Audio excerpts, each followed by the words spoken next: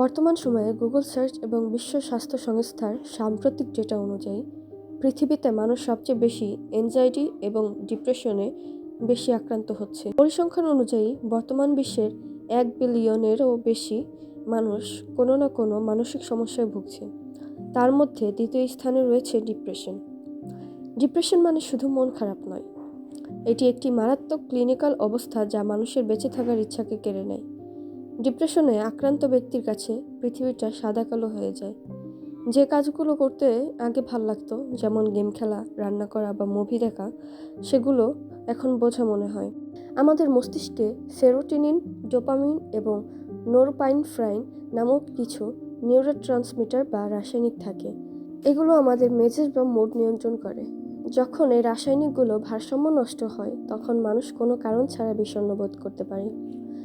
আবার পরিবারের কারো, বাবা মা ভাই বোনের ডিপ্রেশনের ইতিহাস থাকলে অন্যদের আক্রান্ত হওয়ার ঝুঁকি বেড়ে যায়। গবেষণায় দেখা গেছে ডিপ্রেশনের সাথে জিনগত সম্পর্ক রয়েছে, যা বংশ পরম্পরায় আসতে পারে।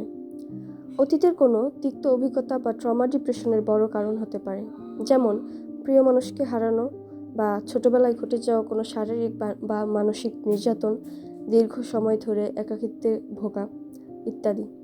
বর্তমান সময়ে প্রতিযোগিতামূলক জীবন ডিপ্রেশন হার বাড়িয়ে দিয়েছে।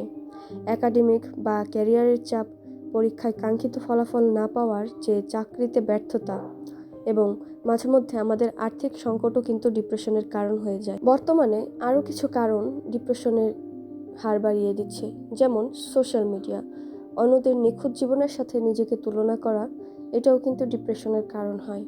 যাদের আত্মবিশ্বাস কম এবং যারা সবসময় নেতিবাচক চিন্তা করে বা যারা খুব বেশি আবেগপ্রবণ, তাদের ডিপ্রেশনে আক্রান্ত হওয়ার প্রবণতা অন্যদের চেয়ে বেশি থাকে।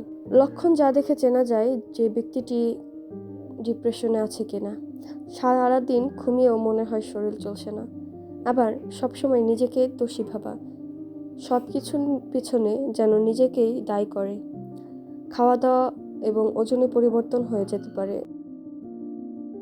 বাংলাদেশে প্রায় 70 লক্ষ মানুষ ডিপ্রেশনে ভুগছেন। আমাদের সমাজে একে বিলাসিতা বা ভং ধরা মনে করা হয়, যা আক্রান্ত ব্যক্তিকে আরও একা করে দেয়। লোকলজ্জার ভয়ে তারা সাহায্য চাইতে পারে না।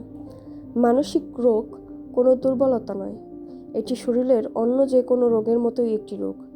মনে রাখবেন, আপনার প্রতিটি নিঃশ্বাস মূল্যবান এবং সাহায্য চাওয়ার মাঝে কোনো লজ্জা নেই।